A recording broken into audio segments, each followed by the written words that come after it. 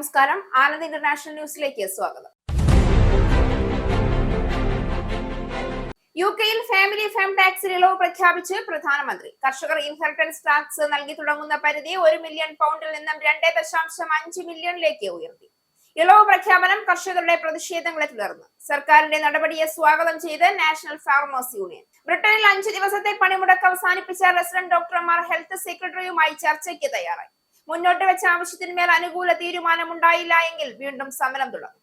Flu പടർന്നു പിടിക്കുമ്പോൾ ഡോക്ടർമാർ സമരത്തിനിറങ്ങിയതിനെതിരെ രൂക്ഷ വിമർശനവുമായി പ്രധാനമന്ത്രി കീർ സ്റ്റാർമർ. സമരങ്ങൾ ഒഴിവാക്കണമെന്ന് ബ്രിട്ടീഷ് മെഡിക്കൽ അസോസിയേഷൻ. ലണ്ടനിൽ നിന്നും ചെലവ് കുറഞ്ഞ വിമാനയാത്രയൊരുക്കി വിസ് എയർ. അർമേനിയയുടെ തലസ്ഥാനമായ യെരവാൻ ഉൾപ്പെടെ 6 ഇടങ്ങളിലേക്കാണ് പുതിയ സർവീസുകൾ ആരംഭിക്കുന്നത്. 2026 ജൂൺ 12 മുതൽ. UK മലയാളികളുടെ കുടിയേറ്റ സ്വപ്നത്തിന് പൂട്ട് വീഴുന്നു. ബ്രിട്ടനിൽ ഇനി വിസ കിട്ടണമെങ്കിൽ ചിലവഴിക്കേണ്ടി വരുന്നത് ലക്ഷങ്ങൾ. ഇമിഗ്രേഷൻ സർചാർജ് കുത്തനെ വർദ്ധിപ്പിച്ചതിനാൽ തൊഴിലുടമകൾ വിദേശത്തു നിന്നും ആളുകളെ റിക്രൂട്ട് ചെയ്യില്ല. പുതിയ നയം ബ്രിട്ടനിലുള്ള തൊഴിലാളികൾക്ക് കൂടുതൽ തൊഴിലവസരങ്ങൾ ഒരുക്കുന്നതിന്. ഇന്ത്യൻ വംശജനായ റിപ്പബ്ലിക്കൻ നേതാവ് വിവേക് രാമസ്വാമിക്കെതിരെ വീണ്ടും വംശീയ അധിക്ഷേപം. കുടിയേറ്റ നിയമങ്ങളും ജന്മാവകാശ പൗരത്വവും ചൂണ്ടിക്കാട്ടി അധിക്ഷേപ പരാമർശങ്ങൾ നടത്തിയത് അമേരിക്കൻ തീവ്ര വലതുപക്ഷ വക്താവ് നിക് ഫുവൻസ്. അധിക്ഷേപം കുടിയേറ്റക്കാരെയും ന്യൂനപക്ഷങ്ങളെയും ലക്ഷ്യമിട്ടുള്ള വിദ്വേഷ പ്രചരണത്തിന്റെ ഭാഗമാണെന്ന് വിമർശകർ. US ഇറാനും തമ്മിൽ UN രക്ഷാസമിതിയിൽ വാക്പോര്. ഇരു രാജ്യങ്ങളും തമ്മിൽ വാക്പോര് തുടർന്നത് ആണവ ചർച്ചകൾ പുനരാരംഭിക്കുന്നതിനുള്ള വ്യവസ്ഥകളെ ചൊല്ലി. ആയുധവൽക്കരണ സാധ്യത കുറയ്ക്കാൻ യുറേനിയം സമ്പുഷ്ടീകരണം നിർത്തലാക്കണമെന്ന് അമേരിക്ക. അതിശക്തമായി എതിർത്ത് ടെഹ്റാൻ. കാനഡയുടെ സമ്പദ് വ്യവസ്ഥ ഇടിഞ്ഞു തകർന്നു. ഇടിവ് രേഖപ്പെടുത്തിയത് 0.3%. തകർച്ചയ്ക്ക് പ്രധാന കാരണം ഉൽപാദന മേഖലയിലും സേവന മേഖലയിലും ഉണ്ടായ താഴ്ചയും പോഷതൊഴിലാളികളുടെയും ആൽബർട്ട് പ്രവിശ്യയിലെ അധ്യാപകരുടെയും സമരവും. കാനഡയിൽ പടർന്നു പിടിക്കുന്ന H3N2 ഇൻഫ്ലുവൻസ ഹൃദയാഘാതത്തിന് സാധ്യത വർദ്ധിപ്പിക്കുമെന്ന് ആരോഗ്യ വിദഗ്ധർ. ആരവല്ലി മലനിരകളിൽ പുതിയ ഖനന ലൈസൻസുകൾ നൽകുന്നത് വിലക്കി കേന്ദ്ര സർക്കാർ. നിലവിലുള്ള ഖനന പ്രവർത്തനങ്ങൾ കർശനമായി നിയന്ത്രിക്കാനും നിർദ്ദേശം. പരിസ്ഥിതി പ്രാധാന്യമേറിയ ആരവല്ലി മേഖലയ്ക്കായി സമഗ്രവും ശാസ്ത്രീയവുമായ സുസ്ഥിര ഖനന മാനേജ്മെന്റ് പ്ലാൻ തയ്യാറാക്കാൻ ICFEREക്ക് ചുമതല. കേന്ദ്ര നടപടി പ്രക്ഷോഭങ്ങൾ ശക്തമായതോടെ. കർണാടക ചിത്രദുർഗയിൽ കണ്ടെയ്നർ ലോറി ബസ്സുമായി കൂട്ടിയിടിച്ച് 9 മരണം. അപകടത്തിൽ മരിച്ചവരിൽ ലോറി ഡ്രൈവറും. കൂട്ടിയിടിയിൽ ബസ്സിന് തീപിടിച്ചു. അപകട കാരണം ലോറി ഡ്രൈവറുടെ അശ്രദ്ധ എന്ന് പ്രാഥമിക വിവരം. ശബരിമല സ്വർണ്ണക്കൊള്ളയുമായി ബന്ധപ്പെട്ട് ഡി മണി വെളിച്ചത്ത്. പ്രത്യേക അന്വേഷണ സംഘം മണിയെ ചോദ്യം ചെയ്തു. ഡി മണി എന്നാൽ ഡയമണ്ട് മണിയാണെന്ന് SIT. മണിയും സംഘവും കേരളത്തിൽ ലക്ഷ്യമിട്ടത് 1000 കോടിയുടെ കവർച്ച. വാർത്തകൾ വിശദമായി. UK മലയാളികളുടെ കുടിയേറ്റ സ്വപ്നത്തിന് പൂർണ്ണ വിരാമമാകുന്നു. ബ്രിട്ടനിനെ വാതിൽ തുറന്നാലും ഒരു വിസയ്ക്കായി അടയ്ക്കേണ്ടി വരുന്ന ഫീസുകൾ താങ്ങാനാവാത്തതിനാൽ ആർക്കും വരാൻ കഴിയാത്ത സാഹചര്യമാണ് രൂപപ്പെടുന്നത്. 3 മാസത്തെ സൗജന്യ താമസവും വിസ ഫീസും വിമാന ടിക്കറ്റും വരെ നൽകി നഴ്സുമാരെ റിക്രൂട്ട് ചെയ്തിരുന്ന സമയത്ത് ഒരാൾക്ക് വിസ കിട്ടണമെങ്കിൽ ഇപ്പോൾ ലക്ഷങ്ങൾ ചെലവാക്കേണ്ടി വരും. ഇമിഗ്രേഷൻ സർചാർജ് കുത്തനെ കൂട്ടുകയും അത് സ്പോൺസർ ചെയ്യുന്ന തൊഴിലുടമയുടെ ബാധ്യതയാക്കുകയും ചെയ്തതോടെ ഇനി ആരും സ്പോൺസർഷിപ്പിന് ധൈര്യം കാണിക്കില്ല എന്നാണ് സൂചന. ഇതോടെ ബ്രിട്ടനിൽ നിന്ന് തന്നെ തൊഴിലാളികളെ നിയമിക്കുന്നതിനേക്കാൾ ഏറെ ചെലവാണ് തൊഴിലുടമകൾക്ക് വിദേശത്ത് നിന്നും ആളുകളെ റിക്രൂട്ട്മെന്റ് ചെയ്യുമ്പോൾ ഉണ്ടാവുക. ഇമിഗ്രേഷൻ സ്കിൽ ചാർജ് ഉൾപ്പെടെയുള്ള നിർബന്ധമായും അടയ്ക്കേണ്ട വിസയുമായി ബന്ധപ്പെട്ട നിരക്കുകൾ വർദ്ധിക്കും എന്നതിന് പുറമെ സ്കിൽഡ് വിസയ്ക്കുള്ള മിനിമം ശമ്പള പരിധി 3800-700 പൗണ്ട് ആക്കിയതും തൊഴിലുടമകൾക്ക് തിരിച്ചടിയായിരിക്കുകയാണ്. സ്പോൺസർ ലൈസൻസ് ഫീസ്, അഡ്മിനിസ്ട്രേഷൻ ചെലവുകൾ, നഴ്സുമാർ ഒഴിച്ചുള്ളവർക്കുള്ള ഇമിഗ്രേഷൻ ഹെൽത്ത് ചാർജ് തുടങ്ങിയ അധിക ചെലവുകളും കൂടി പരിഗണിക്കുമ്പോൾ ബ്രിട്ടീഷ് വ്യവസായ സ്ഥാപനങ്ങൾ വിദേശ തൊഴിലാളികളെ റിക്രൂട്ട് ചെയ്യുന്ന കാര്യത്തിൽ രണ്ടാമതൊന്നുകൂടി ചിന്തിക്കുമെന്ന് ഉറപ്പാണ്. പൊതുവരുമാനം വർദ്ധിപ്പിക്കുന്നതിനായി ബ്രിട്ടനിലുള്ള തൊഴിലാളികൾക്ക് കൂടുതൽ തൊഴിലവസരങ്ങൾ ഒരുക്കുക എന്ന ലക്ഷ്യത്തോടെയുള്ള ഈ പുതിയ നയം പക്ഷേ ഇന്ത്യക്കാർ ഉൾപ്പെടെയുള്ള നിരവധി വിദേശികളുടെ UK ജീവിതം എന്ന സ്വപ്നത്തിന് വിലങ്ങുതടിയാവുകയാണ്. കഴിഞ്ഞ കുറച്ചു മാസങ്ങളായി പ്രതീക്ഷിച്ചിരുന്ന ഈ മാറ്റം ഇപ്പോൾ പ്രാബല്യത്തിൽ വന്നിരിക്കുകയാണ്. മാത്രമല്ല പല ബിസിനസ് സ്ഥാപനങ്ങളും ഇതിന്റെ ചൂട് ഉടനടി അനുഭവിച്ചു തുടങ്ങുമെന്നാണ് ബ്രിട്ടീഷ് മാധ്യമങ്ങൾ റിപ്പോർട്ട് ചെയ്യുന്നത്. ചെലവ് കുറഞ്ഞ വിമാനയാത്രയൊരുക്കുന്ന വിസ് എയർ ലണ്ടനിൽ നിന്നും പുതിയ 6 സർവീസുകൾ കൂടി ആരംഭിക്കുകയാണ്. ലണ്ടനിലെ ല്യൂട്ടൺ വിമാനത്താവളത്തിൽ സ്ഥല സൗകര്യം ഒരുക്കിയ വിസ് എയർ ഒരു എയർബസ് A321 നിയോ എയർക്രാഫ്റ്റ് ഇവിടേക്ക് കൊണ്ടുവരും. അർമേനിയയുടെ തലസ്ഥാനമായ യെരവാൻ ഉൾപ്പെടെ 6 ഇടങ്ങളിലേക്കാണ് പുതിയ സർവീസുകൾ ആരംഭിക്കുന്നത്. ഇതുവരെ ലണ്ടനിൽ നിന്നും യെരവാനിലേക്ക് നേരിട്ടുള്ള വിമാന സർവീസുകൾ ഇല്ല. അടുത്ത വർഷം ജൂൺ 12 മുതൽ ആഴ്ചയിൽ 2 വിമാനങ്ങളായിട്ടായിരിക്കും ലൂട്ടനിൽ നിന്നും അർമേനിയയുടെ തലസ്ഥാനത്തേക്ക് പറക്കുക. 3699 പൗണ്ടാണ് ടിക്കറ്റ് നിരക്ക്. കോവിഡ് കാലത്തിനു ശേഷം വിനോദസഞ്ചാരികളുടെ എണ്ണത്തിൽ ക്രമമായ വർധനവുണ്ടായ ഒരു സ്ഥലമാണ് യെരവാൻ. അതേസമയം ഗ്രീസിലെ ദ്വീപായ കൊർഫുവിലേക്കും വിസ് എയർ പുതിയ സർവീസ് ആരംഭിക്കുന്നുണ്ട്. ജൂൺ 13 മുതൽ ആഴ്ചയിൽ 2 വിമാനങ്ങളായിട്ടായിരിക്കും ഇവിടേക്ക് പറക്കുക. 45.99 പൗണ്ടാണ് ടിക്കറ്റ് നിരക്ക്. അന്നേ ദിവസം തന്നെ ലിയോനിലേക്കും ടൂറിനിലേക്കുമുള്ള വിമാന സർവീസുകളും ആരംഭിക്കും. ആഴ്ചയിൽ 3 സർവീസുകളായിരിക്കും ഇവിടങ്ങളിലേക്ക് ഉണ്ടാവുക. ഫറോവിലേക്ക് ആഴ്ചയിൽ 4 സർവീസുകളും നടത്തും. 1799 പൗണ്ടാണ് ഇവിടങ്ങളിലേക്കുള്ള ടിക്കറ്റ് നിരക്ക്. ഇതോടെ ലൂട്ടനിൽ നിന്നും വിസ് എയർ സർവീസ് നടത്തുന്ന ലക്ഷ്യസ്ഥാനങ്ങളുടെ എണ്ണം 66 ആയി ഉയരും. ടിക്കറ്റുകൾ ഇപ്പോൾ മുതൽ ബുക്ക് ചെയ്യാൻ കഴിയും. പ്രതിഷേധങ്ങൾ ഫലം കണ്ടതിന്റെ ഭാഗമായി കർഷകർ ഇൻഹെറിറ്റൻസ് ടാക്സ് നൽകി തുടങ്ങുന്ന പരിധി 1 മില്യൺ പൗണ്ടിൽ നിന്നും 2.5 മില്യണിലേക്ക് ഉയർത്തി. ഫാമിലി ഫാം ടാക്സിൽ പ്രധാനമന്ത്രി ഇളവ് പ്രഖ്യാപിക്കാൻ നിർബന്ധിതനാവുകയായിരുന്നു. ഫാമിലി ഫാം ടാക്സിൽ ബാക്ക് ബെഞ്ചസിന്റെ സമ്മർദ്ദത്തിന് വഴങ്ങിയാണ് പ്രധാനമന്ത്രിയും ചാൻസലറും തിരുത്തൽ വരുത്തിയത്. കർഷകർ ഇൻഹെറിറ്റൻസ് ടാക്സ് നൽകി തുടങ്ങുന്ന പരിധി 2.5 മില്യൺ പൗണ്ടിലേക്കാണ് വർദ്ധിപ്പിച്ചത്. പദ്ധതി ബാധിക്കുന്ന എസ്റ്റേറ്റുകളുടെ എണ്ണം പകുതിയായി ഇതോടെ താഴ്ന്നു. ഇക്കഴിഞ്ഞ മാസങ്ങളിൽ വിന്റർ ഫ്യൂവൽ അലവൻസ്, വെൽഫെയർ പരിഷ്കാരങ്ങൾ, 2 ചൈൽഡ് ബെനിഫിറ്റ് ക്യാപ്പ് എന്നിങ്ങനെയുള്ള പല പ്രഖ്യാപനങ്ങളിലും സർക്കാർ പിന്നോക്കം പോയിരുന്നു. ഫാം ടാക്സ് സംബന്ധിച്ച നയം വോട്ടിനിട്ടപ്പോൾ 30 ലേബർ എംപിമാർ വിട്ടുനിൽക്കുകയും ഒരാൾ എതിർക്കുകയും ചെയ്തിരുന്നു. ഇതോടെയാണ് നയത്തിൽ ഇളവ് പ്രഖ്യാപിക്കുന്നത്.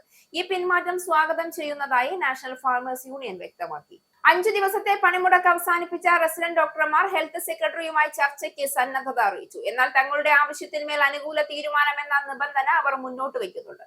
പുതുവർഷത്തിൽ കൂടുതൽ സമരങ്ങൾ ഒഴിവാക്കാനുള്ള ഉദ്ദേശത്തോടെയാണ് ചർച്ചയ്ക്ക് തയ്യാറാകുന്നതെന്നാണ് ബ്രിട്ടീഷ് മെഡിക്കൽ അസോസിയേഷൻ വ്യക്തമാക്കിയത്. പുരോഗമനപരമായ നിലപാടുമായി ചർച്ചയ്ക്കെത്താനാണ് വൈസ് ട്രീറ്റിംഗിനെ BMA ഉപദേശിക്കുന്നത്. കഴിഞ്ഞ പണിമുടക്ക് ഒഴിവാക്കാൻ അവസാന നിമിഷം കാണിച്ച ആവേശം പ്രോത്സാഹനകരമായിരുന്നുവെങ്കിൽ സമയം വൈകിയിരുന്നു എന്നാണ് BMA നിലപാട്. ചർച്ചകളിൽ തിരുത്തുമെന്ന സൂചന സ്ട്രീറ്റിംഗും മുന്നോട്ട് വെച്ചു. 2026 NHS ഒരു ദിവസം പോലും സമരം നടക്കരുതെന്നാണ് ആഗ്രഹിക്കുന്നതെന്ന് അദ്ദേഹം പറയുന്നു. ഇത് യാഥാർത്ഥ്യമാക്കാനാവുന്നതെല്ലാം ചെയ്യും. തുടർച്ചയായി തടസ്സം സൃഷ്ടിക്കുന്ന ഈ നടപടികൾക്ക് അവസാനം കുറിക്കാൻ പുതുവർഷത്തിൽ BMAയുമായി ചർച്ച പുനരാരംഭിക്കാനാണ് ഉദ്ദേശിക്കുന്നതെന്ന് സ്ട്രീറ്റിംഗ് പറഞ്ഞു. ഫ്ലൂ സീസൺ കൊണ്ടുപിടിച്ചിറങ്ങേറുമ്പോൾ ഡോക്ടർമാർ സമരത്തിനിറങ്ങിയെന്നത് വിശ്വസിക്കാൻ കഴിയുന്നില്ല എന്ന രൂക്ഷമായ വിമർശനമാണ് പ്രധാനമന്ത്രിയും ഹെൽത്ത് സെക്രട്ടറിയും മുന്നോട്ട് വെച്ചത്. എന്നിരുന്നാലും 5 ദിവസത്തെ പണിമുടക്ക് അവസാനിച്ചപ്പോൾ സ്ട്രീറ്റിംഗും BMAയും സ്വരം മയപ്പെടുത്തിയെന്നത് ജനങ്ങളെ സംബന്ധിച്ചും NHS നഴ്സുമാർ ഉൾപ്പെടെയുള്ള മറ്റ് ജീവനക്കാർക്കും ആശ്വാസമാണ്. 26% ശമ്പള വർധനവാണ് റെസിഡന്റ് ഡോക്ടർമാർക്കായി BMA ആവശ്യപ്പെടുന്നത്. കഴിഞ്ഞ വർഷം റെക്കോർഡ് വർധന നേടിയ ഡോക്ടർമാർ ഇക്കുറിയും ഭീമൻ വർധനവാണ് ചോദിക്കുന്നത്. കാനഡയുടെ സമ്പദ് വ്യവസ്ഥ ഒക്ടോബർ മാസത്തിൽ അപ്രതീക്ഷിതമായി 0.3% ഇടിവ് രേഖപ്പെടുത്തി. കഴിഞ്ഞ 3 വർഷത്തിനിടയിലെ ഏറ്റവും വലിയ തിരിച്ചടിയാണിത്. ഉൽപാദന മേഖലയിലും സേവന മേഖലയിലും ഉണ്ടായ തളർച്ചയാണ് ഇടിവിന് പ്രധാന കാരണമായതെന്ന് ഔദ്യോഗിക കണക്കുകൾ വ്യക്തമാക്കുന്നു. അമേരിക്ക ഏർപ്പെടുത്തിയ വ്യാപാര നിയന്ത്രണങ്ങളുമായി രാജ്യം പൊരുത്തപ്പെട്ടു വരുന്ന സാഹചര്യത്തിൽ 0.2% ഇടിവാണ് വിദഗ്ധർ പ്രവചിച്ചിരുന്നതെങ്കിലും യഥാർത്ഥ കണക്കുകൾ അതിലും മോശമാവുകയായിരുന്നു. പ്രതിരോധ മേഖലയിലെ ചെലവ് വർദ്ധിപ്പിച്ചതിലൂടെ സെപ്റ്റംബറിൽ നേരിയ വളർച്ച നേടാനായ തുടർന്ന് കാനഡ സാങ്കേതികമായി സാമ്പത്തിക മാന്ദ്യത്തിൽ നിന്ന് തലനാരിഴയ്ക്കാണ് രക്ഷപ്പെട്ടത്. നിർമ്മാണ മേഖലയിൽ 1.5%വും ഖനന മേഖലയിൽ 0.6%വും കുറവുണ്ടായിട്ടുണ്ട്. പ്രത്യേകിച്ച് മരത്തടി ഉൽപ്പന്നങ്ങളുടെ നിർമ്മാണത്തിൽ 7.3% ഇടിവാണ് ഉണ്ടായത്. 2020 ഏപ്രിലിന് ശേഷമുള്ള ഏറ്റവും വലിയ തകർച്ചയാണിത്. ഒക്ടോബറിൽ അമേരിക്ക അധിക താരിഫ് ഏർപ്പെടുത്തിയതാണ് ഇതിന് തിരിച്ചടിയായത്. കൂടാതെ കാനഡ പോസ്റ്റ് തൊഴിലാളികളുടെ പണിമുടക്കും ആൽബർട്ട പ്രവിശ്യയിലെ അധ്യാപക സമരവും സേവന മേഖലയെ പ്രതികൂലമായി ബാധിച്ചു.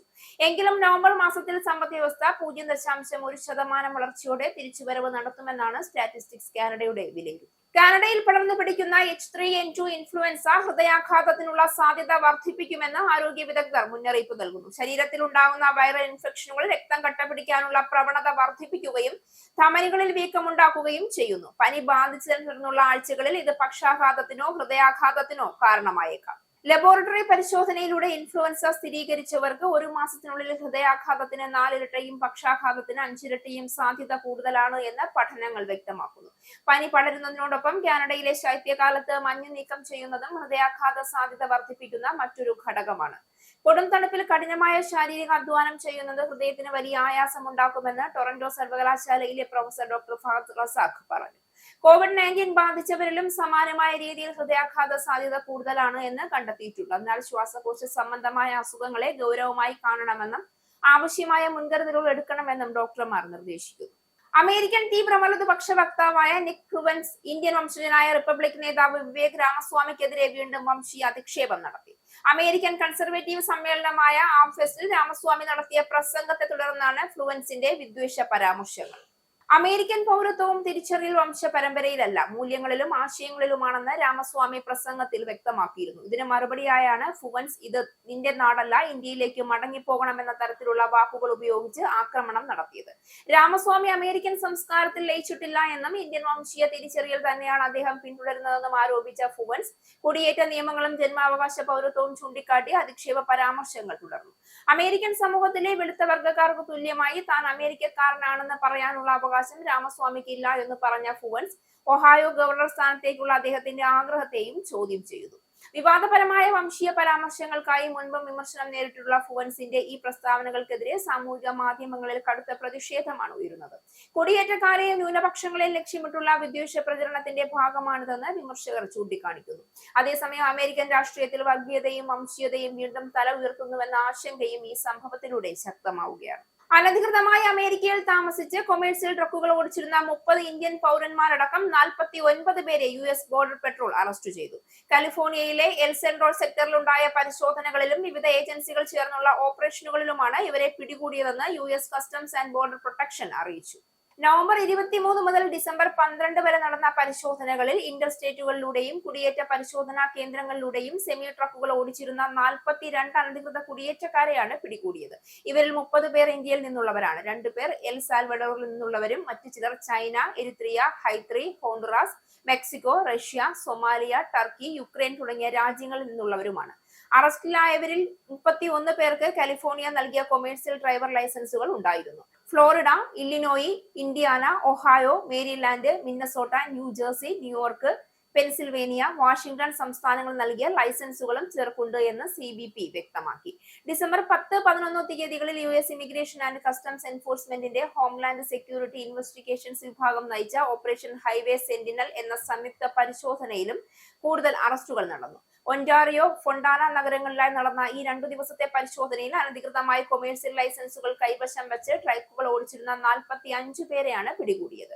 പരിശോധനയുടെ ആദ്യ ദിവസം ഒരു ഇന്ത്യൻ പൗരനും ഒരു താജിക് പൗരനും അറസ്റ്റിലായി. 2ാം ദിവസം 4 ഇന്ത്യൻ പൗരനും ഒരു ഉസ്ബെക് പൗരനും പിടിയിലായി. കാലിഫോർണിയയിലെ ട്രക്കിംഗ് കമ്പനികളെ കേന്ദ്രീകരിച്ചാണ് ഈ ഓപ്പറേഷൻ നടത്തിയത്. അനധികൃത കുടിയേറ്റക്കാർ ഓടിച്ച ട്രക്കുകൾ ഉൾപ്പെട്ട നിരവധി മരണാപകടങ്ങൾക്ക് പിന്നാലെയാണ് നടപടി ശക്തമാക്കിയത്. 2025 മുൻപുണ്ടായ നിയന്ത്രണമില്ലാത്ത അതിർത്തി പ്രതിസന്ധി ഇപ്പോഴും ഗുരുതരമായ ഭീഷണിയായി തുടരുന്നുവെന്ന് El Centro sector acting chief patrol agent Joseph റമീനർ പറഞ്ഞു. ഇത്തരം ആളുകൾക്ക് ട്രക്കുകൾ ഓടിക്കാൻ ഒരിക്കലും അനുമതി നൽകേണ്ടതായിരുന്നില്ല എന്നും ലൈസൻസുകൾ നൽകിയ സംസ്ഥാനങ്ങളാണ് സമീപകാല മരണാപകടങ്ങൾക്ക് നേരിട്ട് ഉത്തരവാദികളെന്നും അദ്ദേഹം കുറ്റപ്പെടുത്തി.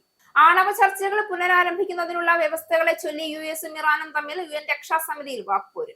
നേരിട്ടുള്ള ചർച്ചകൾക്ക് തയ്യാറാണെന്ന് US വ്യക്തമാക്കിയപ്പോൾ നീതിയുക്തമായ ചർച്ചയല്ല US ആഗ്രഹിക്കുന്നതെന്നും മുൻകൂട്ടി നിശ്ചയിച്ച കാര്യങ്ങൾ അടിച്ചേൽപ്പിക്കാനാണ് ശ്രമിക്കുന്നതെന്നും ഇറാൻ പ്രതികരിച്ചു. ഇറാനുമായി ഔദ്യോഗിക ചർച്ചകൾക്ക് US തയ്യാറാണ് എന്നും, എന്നാൽ നേരിട്ടുള്ള അർത്ഥവത്തായ സംഭാഷണത്തിന് ഇറാൻ തയ്യാറായാൽ മാത്രമേ അത് സാധ്യമാകൂ എന്നും, ഏതൊരു ക്രമീകരണത്തിനും ചില നിബന്ധനകൾ ഉണ്ട് എന്നും വ്യക്തമാക്കിയിട്ടുണ്ടെന്നും, അതിൽ പ്രധാനം ഇറാനിൽ യുറേനിയം സമ്പുഷ്ടീകരണം പാടില്ല എന്നതാണ്. അത് പ്രധാന നിലപാടായി തുടരുന്നു എന്നും US പ്രസിഡന്റ് ഡൊണാൾഡ് ട്രംപിന്റെ ഡെപ്യൂട്ടി മിഡിൽ ഈസ്റ്റ് പ്രതിനിധി മോർഗൻ ഓർട്ടാഗസ് രക്ഷാസമിതിയിൽ പറഞ്ഞു. ജൂണിൽ ഇറാനും ഇസ്രയേലും തമ്മിൽ 12 ദിവസത്തെ സംഘർഷത്തിനു മുൻപ് ഇരു രാജ്യങ്ങളും 5 ഘട്ടങ്ങളിലായി ആണവ ചർച്ചകൾ നടത്തിയിരുന്നു. പിന്നാലെ ഇറാന്റെ ആണവ കേന്ദ്രങ്ങൾ ആക്രമിച്ച് US-ഉം സംഘർഷത്തിൽ പങ്കുചേർന്നിരുന്നു. ഇറാന്റെ യുറേനിയം സമ്പുഷ്ടീകരണമായിരുന്നു പ്രധാന തർക്ക വിഷയം. ആയുധവൽക്കരണ സാധ്യത കുറയ്ക്കാൻ യുറേനിയം സമ്പുഷ്ടീകരണം നിർത്തലാക്കണമെന്നാണ് പാശ്ചാത്യ ശക്തികളുടെ ആവശ്യം. എന്നാൽ ടെഹ്റാൻ അത് ശക്തമായി എതിർക്കുകയാണ്. വീണ്ടും ഒരു മണ്ഡലകാലം വന്നിരിക്കുകയാണ്. 41 ദിവസം വ്രതമെടുത്ത് പുണ്യപാപങ്ങളുടെ ഇരുമുടി കെട്ടുമേന്തി ശരണം വിളിച്ച് ലൗകികതയുടെ പടവുകളേറി പൊന്നു 18ാം പടി കയറി സാക്ഷാൽ ശബരീശന്റെ സന്നിധിയിലെത്തുന്ന ഭക്തനെ വരവേൽക്കുന്നത് തത്വമസി എന്ന മഹാവാക്യമാണ്. ഈശ്വരൻ നീയാണ് എന്ന ഓർമ്മപ്പെടുത്തൽ, അഹങ്കാരവും അറിവില്ലായ്മയും എല്ലാം ഇല്ലാതായി ഈശ്വരനും ഭക്തനും ഒന്നാകുന്ന സമത്വത്തിന്റെ പരമപദമാണ് അയ്യപ്പ സന്നിധാനം. ഭക്തി നിർഭരമായ വ്രതശുദ്ധിയുടെ മണ്ഡലകാലത്ത് എങ്ങും കേൾക്കുന്നത് സ്വാമി നാമങ്ങളാണ്, ശരണമന്ത്രങ്ങളാണ്. മാലയിട്ട് കറുപ്പെടുത്ത് ഇരുമുടിക്കെട്ടുമായി മല ചവിട്ടുന്ന ഓരോ അയ്യപ്പനും ഭഗവാന്റെ പ്രതിരൂപങ്ങളാണ്. അതുകൊണ്ട് തന്നെ മണ്ഡലകാലത്തെ ആചാരങ്ങളിലും അനുഷ്ഠാനങ്ങളിലും പ്രധാന സ്ഥാനമുണ്ട് അയ്യപ്പ വിളക്കിന്. ലിവർപൂളിന്റെ മണ്ണിൽ ആദ്യത്തെ അയ്യപ്പ വിളക്കിന് തിരിതെളിഞ്ഞത് 3 വർഷങ്ങൾക്ക് മുൻപാണ്. ലിവർപൂൾ മലയാളി ഹിന്ദു സമാജം നടത്തുന്ന ഈ വർഷത്തെ അയ്യപ്പ വിളക്ക് ജനുവരി 10-ന് കാർഡിനൽ ഹീനൻ സ്കൂളിന്റെ ഹാളിൽ നടത്തുന്നു എന്ന് സമിതി ഭാരവാഹികൾ അറിയിച്ചു. അയ്യപ്പ വിളക്കിന് ലിവർപൂൾ മലയാളി ഹിന്ദു സമാജം നാദതരംഗിണി ഭജന ടീമിന്റെ ഭജനയും ഉണ്ടാകും. എല്ലാവരെയും മനുഷ്യന്മാരായി ഉൾക്കൊള്ളണമെന്ന സന്ദേശം അയ്യപ്പന്റെയും വാവരുടെയും സൗഹൃദ വർണ്ണനയിലൂടെ അയ്യപ്പൻ വിളക്ക് നൽകുന്നുണ്ട്. ലിവർപൂളിന്റെ മണ്ണിൽ ശരണം വിളികളിൽ ഭക്തിസാന്ദ്രമായ ഒരു സായാഹ്നത്തിലേക്ക് എല്ലാ വിശ്വാസികളെയും ലിവർപൂൾ മലയാളി ഹിന്ദു സമാജം സ്വാഗതം ചെയ്തു. ഇനി പൗണ്ട്, യൂറോ, ഡോളർ, രൂപ ഇന്നത്തെ വിനിമയ നിരക്ക്. ഒരു പൗണ്ട് 121.31 ഇന്ത്യൻ രൂപ, ഒരു പൗണ്ട് 1.15 യൂറോ, ഒരു US ഡോളർ 89.79 ഇന്ത്യൻ രൂപ, ഒരു യൂറോ 105.72 ഇന്ത്യൻ രൂപ, ഒരു പൗണ്ട് 1.35 US ഡോളർ, ഒരു കനേഡിയൻ ഡോളർ 65.66 ഇന്ത്യൻ രൂപ. ഇനി ഒരു ഇടവേളയ്ക്ക് ശേഷം നാഷണൽ ന്യൂസ്. നമസ്കാരം, നാഷണൽ ന്യൂസിലേക്ക് സ്വാഗതം. കർണാടക ചിത്രദുർഗയിൽ കണ്ടെയ്നർ ലോറി ബസ്സുമായി കൂട്ടിയിടിച്ച് 9 പേർ മരിച്ചു. ദേശീയപാത 48-ലാണ് പുലർച്ചെ അപകടമുണ്ടായത്. അപകടത്തിൽ ലോറി ഡ്രൈവറും മരിച്ചു. കൂട്ടിയിടിയിൽ ബസ്സിന് തീപിടിച്ചതായി പോലീസ് പറഞ്ഞു. ഹിരിയൂരിൽ നിന്ന് ബാംഗ്ലൂരിലേക്ക് പോവുകയായിരുന്ന ലോറി ഡിവൈഡർ മറികടന്ന് എതിരെ വന്ന ബസ്സിൽ ഇടിക്കുകയായിരുന്നു. ബാംഗ്ലൂരിൽ നിന്ന് ശിവമോഗയിലേക്ക് പോവുകയായിരുന്നു ബസ്. ഗുരുതരമായി പരിക്കേറ്റവരെ അടുത്തുള്ള ആശുപത്രികളിൽ പ്രവേശിപ്പിച്ചു. ലോറി ഡ്രൈവറുടെ അശ്രദ്ധയാണ് അപകടത്തിന് ഇടയാക്കിയതെന്ന് പോലീസ് പറഞ്ഞു. കൂട്ടിയിടിയിൽ ബസ് തകർന്നു. ചിത്രദുർഗ SP രഞ്ജിത്ത് സ്ഥലം സന്ദർശിച്ചു. അപകടത്തെ തുടർന്ന് ദേശീയപാതയിൽ ഏറെ നേരം ഗതാഗതം തടസ്സപ്പെട്ടു. ആരവല്ലി മലനിരകളിൽ പുതിയ ഖനന ലൈസൻസുകൾ നൽകുന്നത് കേന്ദ്ര സർക്കാർ വിലക്കി. ഇത് സംബന്ധിച്ച ഉത്തരവ് ഡൽഹി, രാജസ്ഥാൻ, ഹരിയാന, ഗുജറാത്ത് എന്നീ സംസ്ഥാനങ്ങൾക്ക് പരിസ്ഥിതി മന്ത്രാലയം അയച്ചു. നിലവിലുള്ള ഖനന പ്രവർത്തനങ്ങൾ കർശനമായി നിയന്ത്രിക്കാനും നിർദ്ദേശമുണ്ട്. ഇപ്പോൾ ഖനന നിരോധനമുള്ള മേഖലകൾക്ക് പുറമെ മറ്റു മേഖലകൾ ഉണ്ടെങ്കിൽ നിർദ്ദേശിക്കാൻ Indian Council of Forestry Research and എഡ്യൂക്കേഷനോട് കേന്ദ്രം ആവശ്യപ്പെട്ടു. പരിസ്ഥിതി പ്രാധാന്യമേറിയ ആരവല്ലി മേഖലകൾക്കായി സമഗ്രവും ശാസ്ത്രീയവുമായ സുസ്ഥിര ഖനന മാനേജ്മെന്റ് പ്ലാൻ തയ്യാറാക്കാൻ ICFR-E ചുമതലപ്പെടുത്തി. സുപ്രീം കോടതിയുടെ നിർദ്ദേശപ്രകാരം കേന്ദ്ര സർക്കാർ ആരവല്ലി മലനിരകൾക്കു നൽകിയ നിർവചനം വ്യാപകമായ ഖനനത്തിനും നാശത്തിനും വഴിയൊരുക്കുമെന്ന ആശങ്ക വൻ പ്രതിഷേധം ഉയർത്തിയിരുന്നു. ആരവല്ലി ഉത്തരേന്ത്യയുടെ ഹരിത കവചമാണെന്നും അവ നശിപ്പിക്കരുതെന്നും ആവശ്യപ്പെട്ട് പ്രക്ഷോഭങ്ങൾ ശക്തമായതോടെയാണ് കേന്ദ്ര നടപടി. 12,015 കോടി ചെലവിൽ 16 കിലോമീറ്റർ കൂടി നീളം വയ്ക്കാൻ ഡൽഹി മെട്രോ. 13 പുതിയ സ്റ്റേഷനുകൾ ഉൾപ്പെടുന്ന ഡൽഹി മെട്രോ ഫേസ് 5A പദ്ധതിക്ക് മന്ത്രിസഭയുടെ അനുമതി ലഭിച്ചു. ഇതോടെ ഡൽഹി മെട്രോ ശൃംഖലയുടെ മൊത്തം ദൈർഘ്യം 400 കിലോമീറ്റർ കടക്കും. പുതിയ പാതയിലെ 13 സ്റ്റേഷനുകളിൽ 10 എണ്ണവും ഭൂമിക്കടിയിലാണ്. പുതിയ 3 ഇടനാഴികളാണ് ഫേസ് 5A-യിലുള്ളത്. ഇതിൽ രാമകൃഷ്ണ ആശ്രമം മാർഗം മുതൽ ഇന്ദ്രപ്രസ്ഥം വരെയുള്ള 9.9 കിലോമീറ്റർ നീളമുള്ള ഇടനാഴിയാണ് നീളമേറിയത്. 95,070.4 കോടി രൂപയാണ് നിർമ്മാണത്തിന് അനുവദിച്ചത്. എയ്റോ സിറ്റി മുതൽ എയർപോർട്ട് ടെർമിനൽ 1 വരെയുള്ള 2.3 കിലോമീറ്റർ നീളമുള്ള പാതയ്ക്ക് 1,419.6 കോടിയും തുഗ്ലക്കാബാദിനെ കാളിന്തി കുഞ്ചുമായി ബന്ധിപ്പിക്കുന്ന 3.9 കിലോമീറ്റർ നീളമുള്ള ഇടനാഴിക്ക് 1,024.8 കോടിയുമാണ് പദ്ധതിയിൽ നിർമ്മാണ ചെലവ് പ്രതീക്ഷിക്കുന്നത്. വായുമലിനീകരണം, ഗതാഗത കുരുക്ക് എന്നിവയിൽ നിന്നും രാജ്യതലസ്ഥാനത്തെ മോചിപ്പിക്കാൻ ലക്ഷ്യമിട്ടുള്ളതാണ് മെട്രോയുടെ പുതിയ പദ്ധതികൾ. ഒപ്പം നഗരത്തിലെ വാണിജ്യ സ്ഥാപനങ്ങൾ, റെസിഡൻഷ്യൽ മേഖലകൾ എന്നിവയിലേക്കുള്ള യാത്രാക്ലേശം പരിഹരിക്കാനും ലക്ഷ്യമിടുന്നു. നിലവിൽ ഡൽഹി മെട്രോ 4ാം ഘട്ടത്തിലെ നിർമ്മാണ പ്രവർത്തനങ്ങൾ പുരോഗമിക്കുകയാണ്. ശബരിമല സ്വർണ്ണക്കൊള്ളയുമായി ബന്ധപ്പെട്ട് ഡി മണി എന്നയാളെ പ്രത്യേക അന്വേഷണ സംഘം ചോദ്യം ചെയ്തു. ഡി മണി ശബരിമലയിലെ പഞ്ചലോക വിഗ്രഹങ്ങൾ വാങ്ങിയെന്ന വിദേശ വ്യവസായിയുടെ മൊഴിയുടെ അടിസ്ഥാനത്തിലായിരുന്നു ചോദ്യം ചെയ്യൽ. ഡി മണി എന്നാൽ ഡയമണ്ട് മണി എന്നാണെന്ന് SIT പറയുന്നു. യഥാർത്ഥ പേര് ബാലമുരുകൻ എന്നും സ്ഥിരീകരിച്ചു. ഡി മണിയും സംഘവും കേരളത്തിൽ ലക്ഷ്യമിട്ടത് 1000 കോടിയുടെ കവർച്ചയാണെന്നും ശബരിമല കൂടാതെ പത്മനാഭസ്വാമി ക്ഷേത്രവും ലക്ഷ്യമിട്ടതായും സൂചനകളുണ്ട്. മണിയെ ചോദ്യം ചെയ്യുന്നത് ഇന്നും തുടരും. കോൺഗ്രസ് പ്രവർത്തക സമിതി അംഗം രമേശ് ചെന്നിത്തല വെളിപ്പെടുത്തിയ വ്യവസായിയാണ് ഡി മണിയെക്കുറിച്ചും വിഗ്രഹക്കടത്ത് സംഘത്തെക്കുറിച്ചും SITക്ക് മൊഴി നൽകിയത്. ശബരിമലയിലെ സ്വർണ്ണക്കൊള്ളയ്ക്ക് പിന്നിൽ രാജ്യാന്തര പുരാവസ്തു കടത്ത് സംഘമുണ്ടെന്ന് വ്യവസായിയിൽ നിന്ന് വിവരം ലഭിച്ചതായാണ് ചെന്നിത്തല വെളിപ്പെടുത്തിയത്. സ്വർണം തട്ടിയെടുത്തതിനേക്കാൾ വലിയ വിഗ്രഹക്കടത്ത് ശബരിമലയിൽ നടന്നുവെന്നാണ് മലയാളിയായ വിദേശ വ്യവസായി അന്വേഷണ സംഘത്തിന് മൊഴി നൽകിയത്. 2019-20 കാലങ്ങളിലായി 4 പഞ്ചലോക വിഗ്രഹങ്ങളാണ് രാജ്യാന്തര പുരാവസ്തു കടത്ത് സംഘത്തിന് വിറ്റത്. ഡി മണി എന്ന പേരിൽ അറിയപ്പെടുന്ന ചെന്നൈക്കാരനാണ് വിഗ്രഹങ്ങൾ വാങ്ങിയത്. ഉണ്ണികൃഷ്ണൻ പോറ്റിയായിരുന്നു ഇടനിലക്കാരൻ.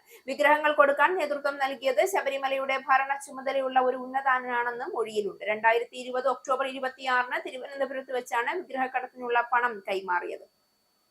ഡി മണിയും ഉണ്ണികൃഷ്ണൻ പോറ്റിയും ഈ ഉന്നതനും മാത്രമാണ് പണം കൈമാറ്റത്തിൽ പങ്കെടുത്തതെന്നും മൊഴിയിൽ പറയുന്നു. ഇക്കാര്യങ്ങളെല്ലാം നേരിട്ടറിയാമെന്നും വ്യവസായി പറഞ്ഞു. മൊഴി വിശ്വസിക്കാനാകുമോ എന്നുള്ള പരിശോധനയിലാണ് നിലവിലെ SIT.